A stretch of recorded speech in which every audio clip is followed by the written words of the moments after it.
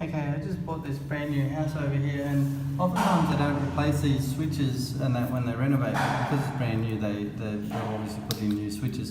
But the switches have got this plastic over the top of them. I actually, when I first looked at it, I thought, oh, they've painted all over the switch covers, but they haven't. They've just got this plastic cover, which if I can get off while I'm holding one hand on the camera, let's see, and so that's different. Like in Australia, we don't have switches that have got this plastic on them, so I don't know whether it's something they've just done themselves or whether they buy them like that. But that's a good solution, that's for sure.